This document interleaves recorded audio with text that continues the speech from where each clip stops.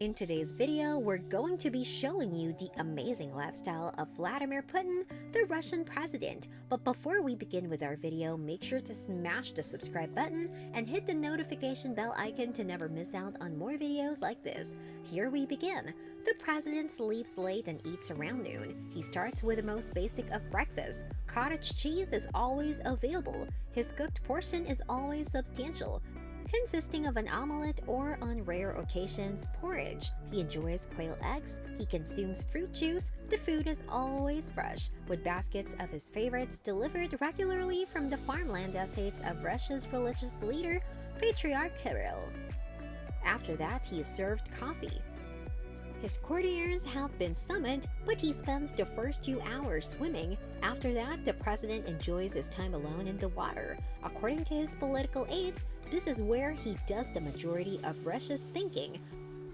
The courtiers joke, idle, and cross their legs in the lacquered wood waiting rooms. He rarely responds quickly. They say the average wait time for a minister is 3 to 4 hours. The president enjoys spending time in the gym, where Russian rolling news is broadcast. There, he prefers to wait to the exercise bikes. He enjoys working late into the night. He summons his men at times when his mind is clear, cold hours when everything is clearer. His favorite books to read are history books, heavy tomes about Ivan the Terrible, Catherine II, and Peter the Great. However, rumors circulate that he has read a novel, Sankhya by Zakhar Prolapin, a thriller in which working-class men beat up Chechens and cops and seize the governor's office from corrupt thieves with machine guns, is said to have been read by the president in 2006. In addition, those who claim to have visited him in the hospital bed said he has been reading The Third Empire, a fantasy about an imaginary Latin American historian from 2054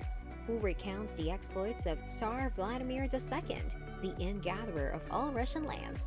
However, his aides point out that the president is not a reader. The president only wears tailored suits in conservative colors when it comes to clothing. His tie selection is usually gloomy, and now comes the power. The early afternoon is dedicated to taking briefing notes. This is mostly done at his heavy wooden desk. There are no screen offices. The president only employs the most secure technologies, including red folders containing paper documents and fixed-line Soviet Warera telephones. The master starts each day by reading 3 thick leather-bound folders. The first is his Domestic Intelligence Report, compiled by the FSB, his Domestic Intelligence Service. The second is his International Affairs Report, which the SVR, his Foreign Intelligence, compiled. The third is his report on the court prepared by the FSO, his personal bodyguards. He is information-obsessed. He's requested that the thickest, heaviest folders aren't intelligence reports but press clippings. His hands open the Russian press digest first. The most important papers appear first, the obedient national tabloids. These are the most popular as they have millions of readers. Then he moves on to Russia's top press, the lightly redacted broadsheets. These things matter in the Kremlin court.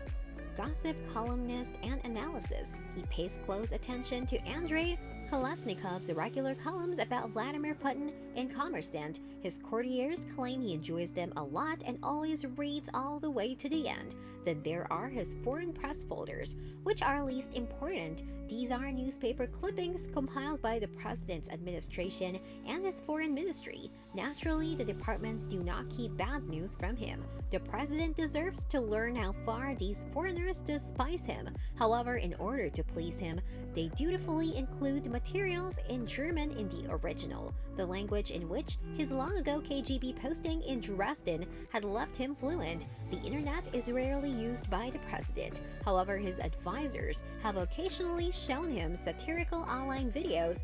He must be aware of how they mock him. His life has devolved into a never-ending parade of gilded rooms. His routine is divided into thousands of 15-minute increments and is planned out for months, if not years. He adheres to the daily schedule that has been assigned to him. The meetings are mostly pointless. There are those who come to pay their respects to him, such as receiving the Prince of Bahrain or awarding bronze medals to unmarked labor heroes. He's not a resident of Moscow. However, he dislikes the area because of the traffic, pollution, and human congestion.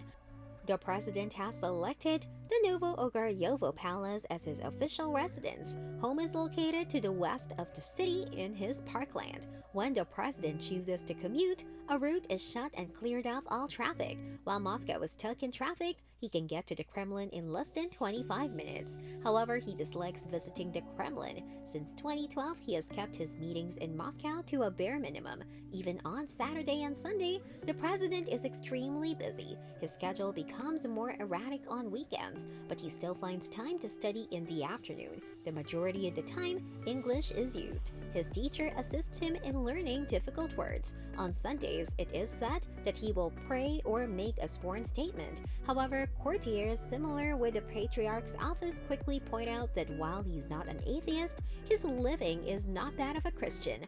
The president enjoys playing ice hockey.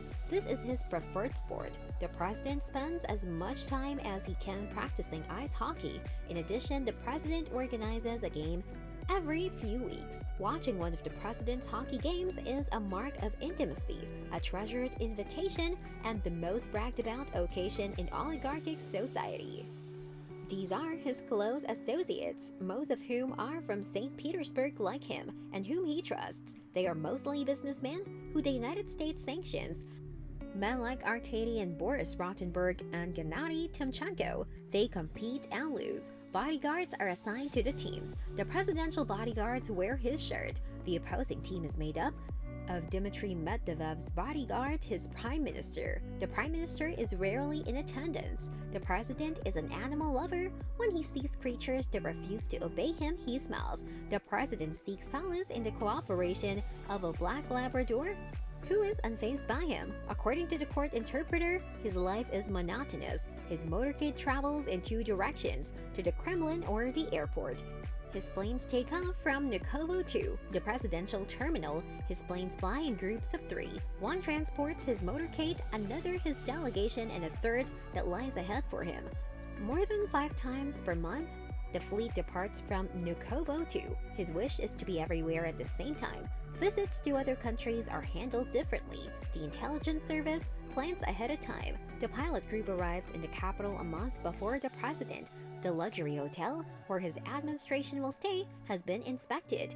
In this delicate matter, the FSB and the SVR are working together. Surely he has an amazing lifestyle. What do you think about his lifestyle? Let us know your views in the comments below. Until the next video, stay tuned and subscribe for more.